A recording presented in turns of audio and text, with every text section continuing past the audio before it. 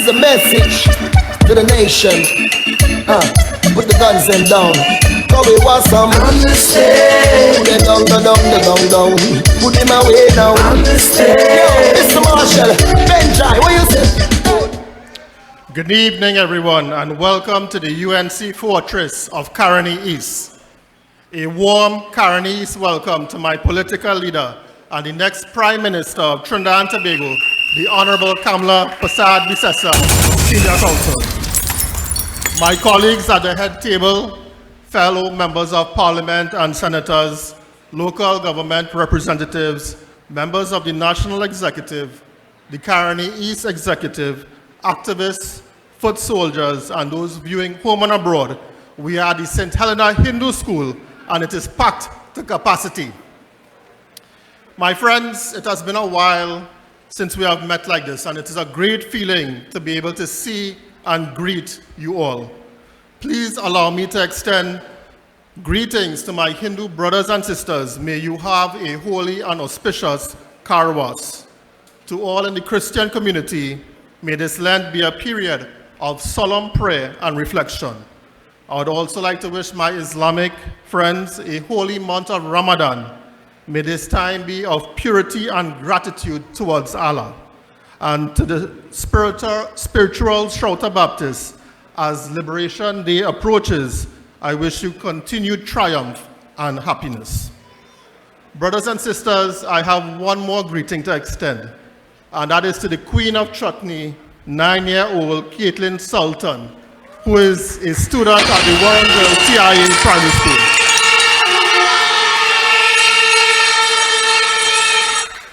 Caitlin has placed 5th overall in the Chutney Soca Monarch, a stupendous achievement for one of such a young age. On behalf of the constituency of Caroni East, I would like to congratulate her and her parents. Let's give Caitlin a warm round of applause.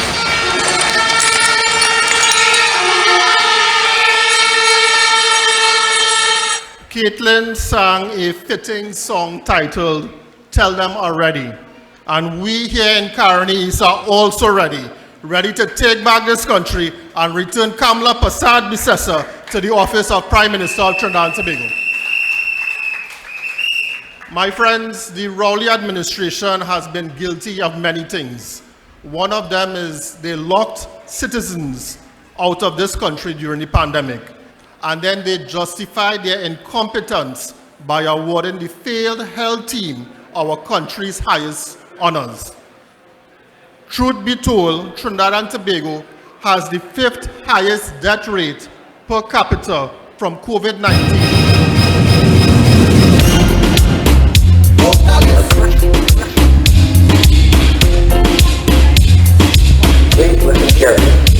The vocalist is here. It's a blast from the past. Our politics. The Indian anthem is here. नज़ारे अपनी मस्तियाँ ताल के सो सितारे अपनी रोशनी ताल के सो हरे किस्म चल चुकी ना जाने तुम कब सुहानी आज ना जाने तुम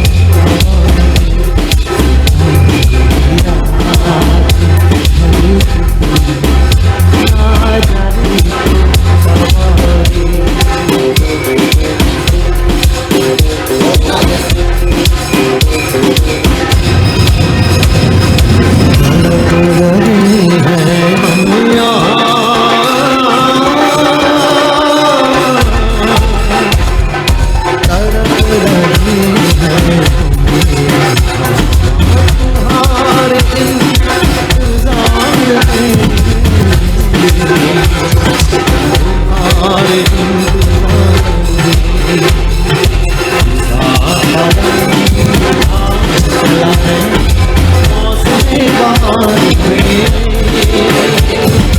He's on the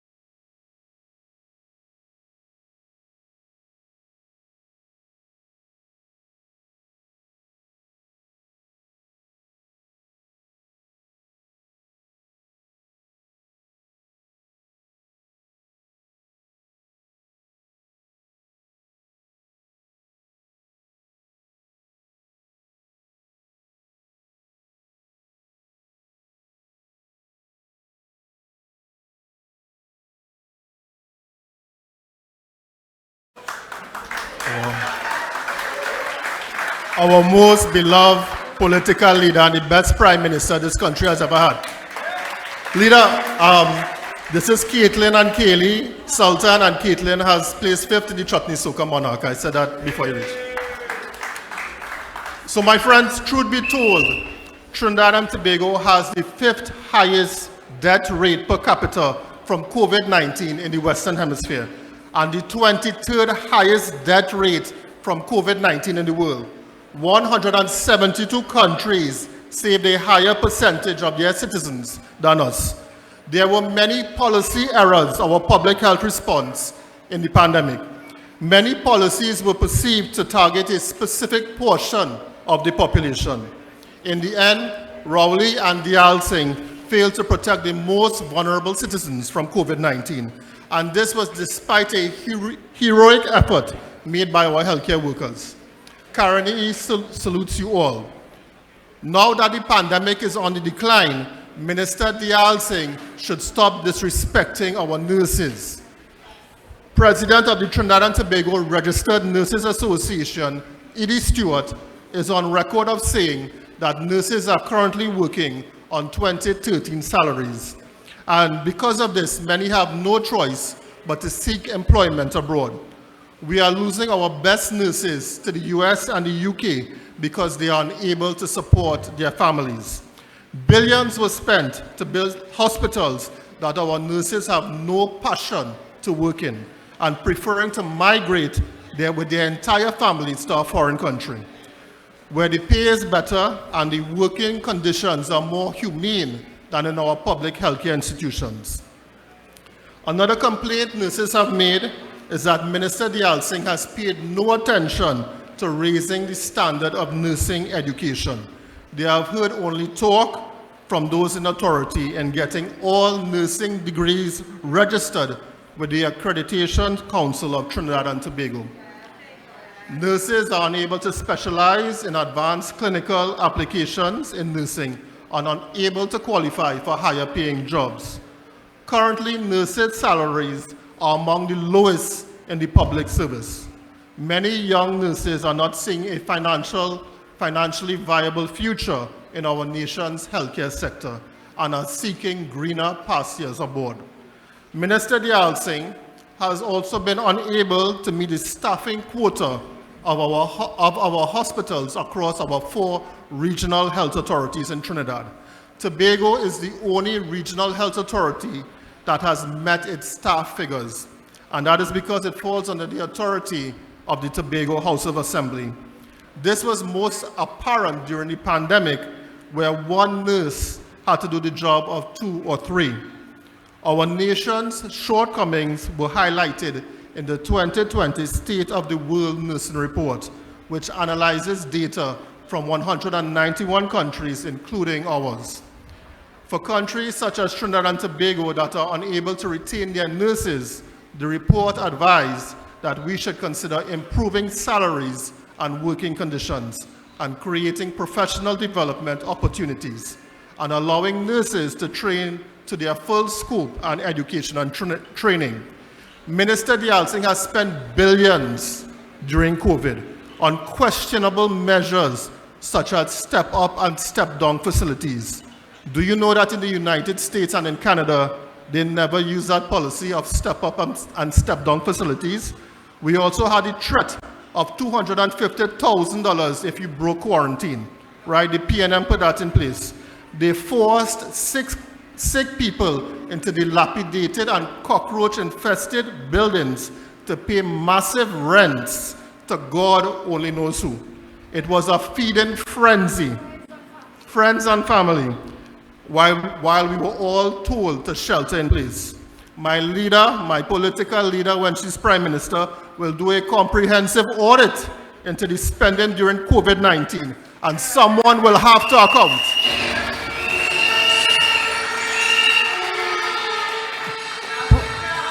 Professor Seecheran and his team produced an independent account of the situation that we faced during the COVID-19 surge, and they highlighted the lack of nursing personnel in our nation's hospitals. Our nurses were under extreme pressure because of staff shortages. In addition, nurses had to carry out duties outside of their regular functions. Many complained of overwork almost to the point of exhaustion, and that the workload was severe and took a toll mentally, physically, and psychologically. Privacy and security was also a concern, and many complained of feeling unsafe in their own workplace.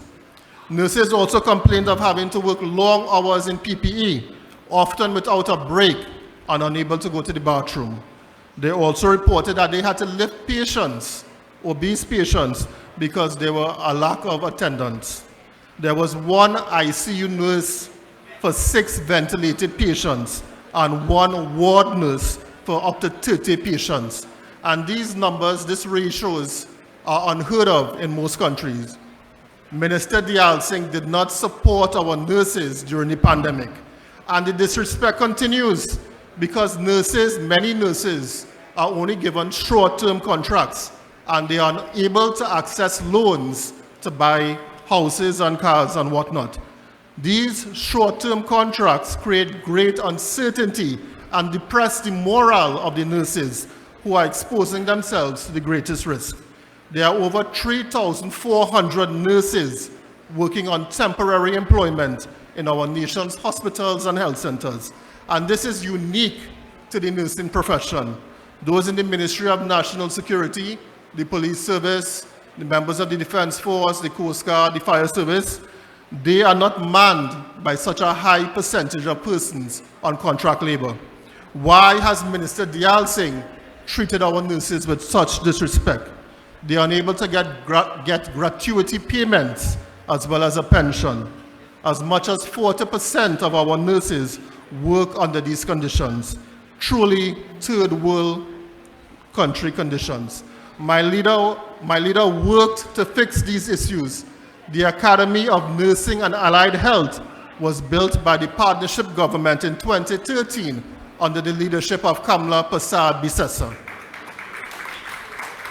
It cost $42 million to construct and was the country's first public facility dedicated exclusively to the training of nurses, building human capacity and people-centered development. My friends, after Dialsingh has ignored the Seecheran report for over 1 year, the Ministry of Health is now seeking to recruit an independent consultant to do a new report. Professor Seecheran and his team told the nation of staff shortages and staff burnout. A total of 16 recommendations were made to Minister Dialsingh and his team, including data management systems and electronic medical records. None of that has been done to date. And perhaps this government wants a second opinion to sanitize its failures during the COVID-19 response.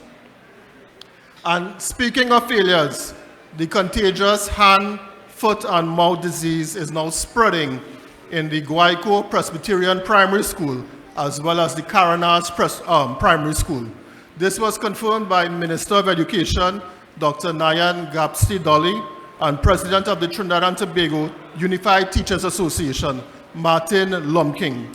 And the transmission of this virus is very alarming. Reason being, it's taking place days before the SCA examination.